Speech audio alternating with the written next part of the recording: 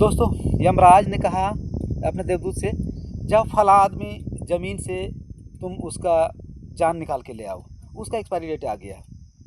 तो दोस्तों, कहने का मतलब है, जब भगवान पैदा मनुष्य को करता है तभी उसका सारा चीज़ लेखा जोखा, उसका पूरा ज़िंदगी का पूरा हिस्ट्री लिख देता है। उसको क्या करना है, कब क्या करना है, कब मरना है, कब जीना है, सारा चीज़ कर लेता है। तो यमराज ने अपने देवदूत से कहा कि तुम जाओ, फला आदमी का एक्सपायरी डेट आ गया, उसका तुम जान निकाल के ले आओ। तो देवदूत ने उसका बात माना और वो ज़मीन पर उतर गए नीचे। फिर उसके घर गया, वो इंसान के घर गया। वो इंसान का 3 बेटियां थी।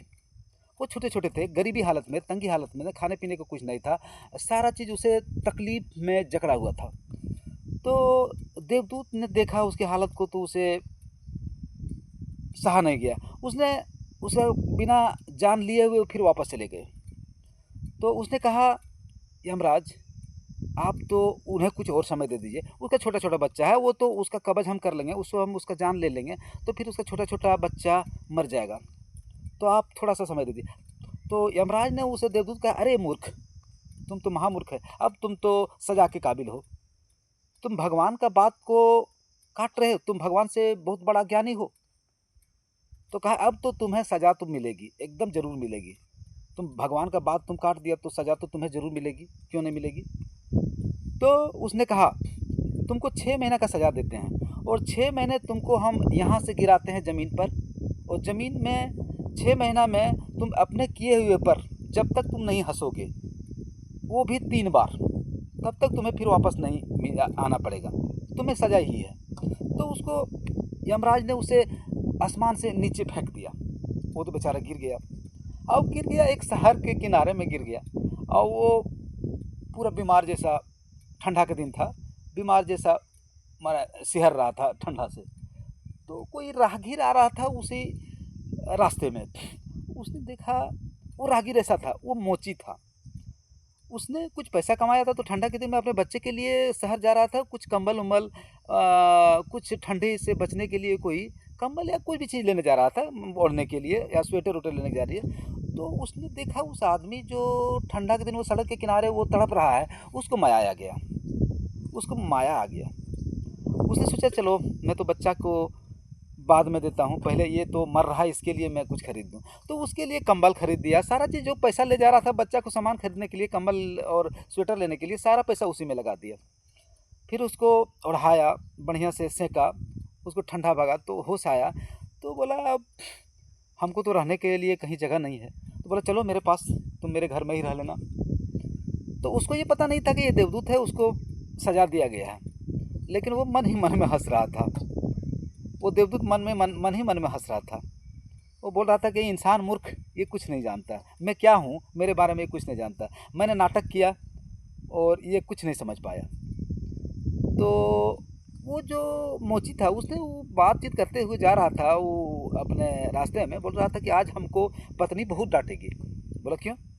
अरे मैंने तो थोड़ा थोड़ा पैसा करके इकट्ठा किया था, ठंड के दिनों में मैं अपने बाल बच्चे के लिए स्वेटर लूँगा, कंबल लूँगा, मैंने अपने बच्चे को बचाव के लिए, ठंड से बचाव के लिए, वो तो हमको आज बहुत डांटेगी। तो बोला, अच्छा ठीक है, चलो। फिर चलते चलते जब घर गया, घर जाने के बाद उसके पत्नी तो डांटने लगी, अरे तुम कहाँ से, कैसे आदमी को उठा ले गया, तो मेरे पास कुछ है, खाने को भी नहीं है, खुद को खाने के नहीं है, खुद को ओढ़ने के लिए, पहनने के लिए नहीं, इसको तू कहाँ से लाया। वो तो करता क्या, वो तो माया में फंस गया था। तो वो था मोची। अब वो घर में ही मोची का काम करता, जूता बनाता, चप्पल बनाता, सारा चीज़ बनाता। लेकिन वो जो देवता था, वो देवदूत था, उसने उसके काम को पकड़ लिया। वो अब जूता चप्पल यही लोग बनाने लगा, यही देवता, ये देवदूत ही बनाने लगा। अब ये इतना अच्छा अच्छा बनाने लगा कि इसके डंका बजने लगे, इसका शहर में पूरा चर्चा होने लगा, इसके जैसा को जूता चप्पल बनाने वाला नहीं था। इससे नंबर लग गया, इसे कितना नंबर लगा के इसे जूता चप्पल बनवाता। यहाँ तक कि राजा, जो यहाँ का जो राजा था, उसने भी इसके यहाँ चप्पल बनवाने आया। तो वहाँ का एक नियम था, जूता जब भी कोई पहनने के, पैर में पहनने के लिए बनाता तो जूता बनाता, चप्पल नहीं बनाता। चप्पल बनाता वही जब आदमी वहाँ मर जाता था, उस इलाके में, उस ज़माने में जब आदमी मर जाता था, तो वो मरने के बाद उसे मरघट्टी में ले जाने के लिए उसके चप्पल पहना के ले जाता था। तो राजा ने कहा, एक मोची आया है, मेरे लिए तुम जाओ एक जोड़ा जूता बना के लाओ। तो उसने तो आया, कहा देखो ये बहुत अच्छा क्वालिटी का चमड़ा है, इसे तुम चप्पल नहीं बनाना, इसे जूता बनाना। वो कहीं गलती से तुम चप्पल बना लिया तो तुम्हें फांसी होगा, मुझे भी फांसी होगा। और इसलिए कि वहाँ तो ये रिवाज था कि जूता ही पहनता है और मरने के बाद लोग चप्पल पहनते हैं। वो देवदूत जो था वो तो सारा चीज़, सारा खेल को जान रहा था, तो उसने जानबूझ के उसके चप्पल बना दिया। फिर जब चप्पल बना दिया तो अगला दिन जब आया राजा के दूत, बोला चलो चप्पल तो बना है ना, जूता तो बना है ना, चप्पल नहीं चाहिए, चप्पल अगर तुम बनाओगे तो तुम्हें फांसी मिलेगी। तो वो तो जानबूझ के उसका चप्पल बना दिया, जबकि वो मरने के बाद चप्पल पहनाता है और जिंदा में तो लोग जूता पहनते हैं। बोला अरे मैं तो चप्पल बना दिया।